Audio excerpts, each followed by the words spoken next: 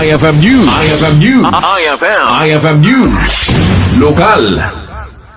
Gapo iti mapaspasara na krisis ti Pilipinas ken di sa Bada Pagilian ket dito nga adu dagiti agpaspasada ang nagbalin ang diskarte dito anam ammo tayo ni Manong Giancarlo Albano nga imbes nga reklamo iti agdama krisis ket dito ana sursuro na ti agdiskarte iti daytoy agundaway imbatad na nga isuna ti mga sursuro kadagiti turista kadagiti nagduduma apaset ti Ilocos Norte kang runaan na kadagiti pagpasyaran. Sila ta sir nga medyo narigat sir so ano sa milat daytoy alami sir.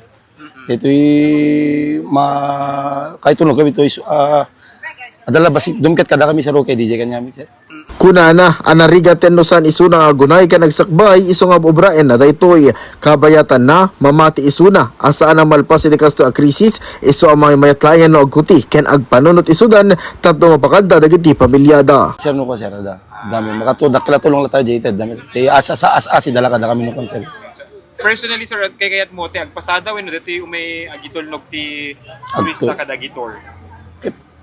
Kumpurmi sir, may metpit ki dire ito sir kang agwero-weret nga anan sir. Agos ore mo lay suda slay narkila dakalata dito yun sir. Gimnawan da sir so yung So jeg pasada no kasi weret no sir. Iti agdama ket naruhay pa diskarte iti obraen dagiti tricycle drivers tapno kasta ket agbiagda para iti IFM News. Idol Lawrence Martinez, Tatak IFM. IFM News. IFM News. IFM News. Lokal.